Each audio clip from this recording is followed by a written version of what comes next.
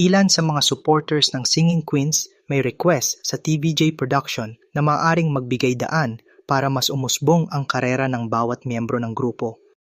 Pero bago po ang lahat, kung ikaw nga ay isang legit Dabarkads at gusto mo palaging updated sa ganap ng ating mga paboritong Eat Bulaga Dabarkads, mangyari lang mag-subscribe sa aking channel dahil sagot ko na ang kwentuhan. Maraming salamat po.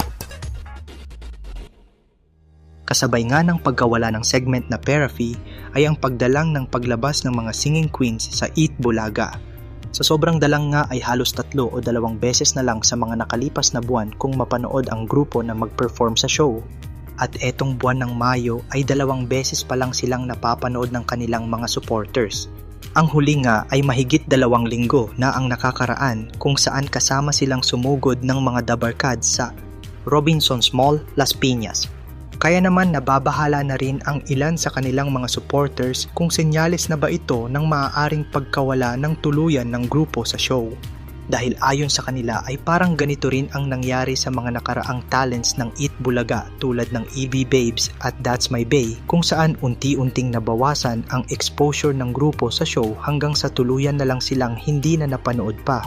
Ngunit kahit sa kabila ng pagdalang ng paglabas ng Singing Queens sa Eat Bulaga, ay nanatiling positibo ang pananaw ng kanilang mga supporters at tiwalang hindi mawawala sa show ang grupo lalo pat binigyan sila ni Tito Sen ng panibagong single.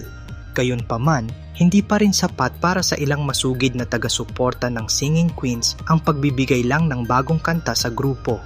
Gusto nila madalas na mapanood ang grupo sa Eat Bulaga.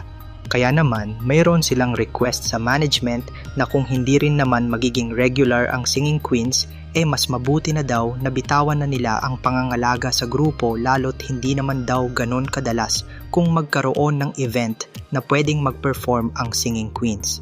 Kung sakali daw kasing bitawan ng pamunuan ng Eat Bulaga ang grupo, mas magkakaroon ng pagkakataon ang bawat miyembro na makapag-explore pa para mas yumabong ang kanilang mga karera. Maaari din kasing magbukas ang pintuan ng talent agency ng TV5 Network para sa bawat miyembro ng grupo at kung magkataon ay baka hindi na lang pagkanta ang kanilang paglalaanan ng oras, baka pati na rin ang pag-arte. Hanggang dito na nga lang muna Dabarkads. Kung may reaction kayo tungkol sa video, i-comment nyo lang po sa baba. Pero bago po kayo umalis, pakipindot po ang subscribe button at pati na rin ang notification bell para updated kayo sa mga videos pa naming paparating. Muli, maraming salamat sa inyong panonood mga Dabarkads.